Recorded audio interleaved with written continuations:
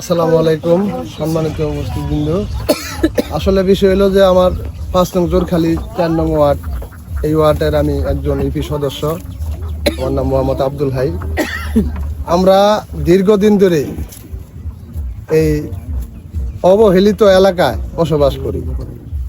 আমরা অনেক এই যে এমপি মন্ত্রী যে কোনো প্রোগ্রামে আমাদেরকে ডাকলে আমরা সাড়া দেই, কিন্তু আমি এই 5 বছর মেম্বারি করে গেলাম।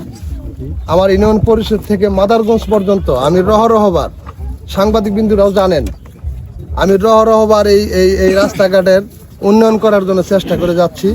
কিন্তু আমাদের উপরে মহলের যারা ঊর্ধ্ব নেতাকর্মী যারা ছিলেন, ওই আওয়ামী লীগের আমলেও এখন বিএনপির আমলেও আমাদের ডাকের সাড়া কেউ দিচ্ছে না। কিন্তু ডাকের সাড়া দেয় কখন? যখন ভোটের প্রয়োজন হয়, যখন নির্বাচন আসে, তখন এসে ওনারা বলে যে আমরা এই এলাকা উন্নয়ন করে দিব, রাস্তাঘাট, ব্রিজ, কল কারখানা। তখন আর সুখের কোনো সীমা থাকে না। যখনই নির্বাচন শেষ হয়ে যায়, আমাদের কেউ আর খোঁজ খবর রাখে না। আমরা খুবই নিম্ন স্তরের মধ্যে আছি। তবে আমি বিশেষভাবে দৃষ্টি আকর্ষণ করতেছি এখন বর্তমান সরকারকে, আমাদের এই কষ্টের সাথে একটু জড়িত থাকবেন, আমাদের দিকে একটু সুনজর দিবেন।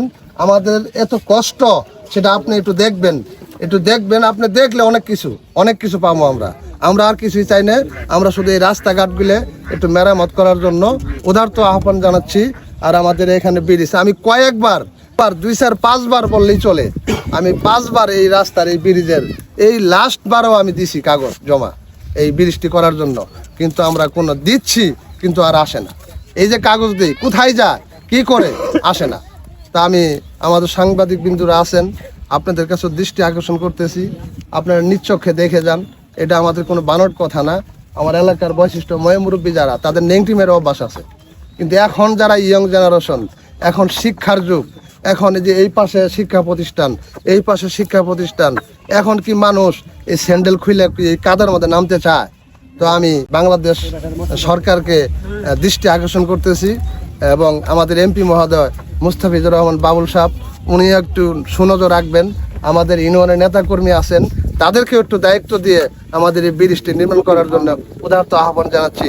এই বলে আমার বক্তব্য শেষ করছি। আসসালামু আলাইকুম।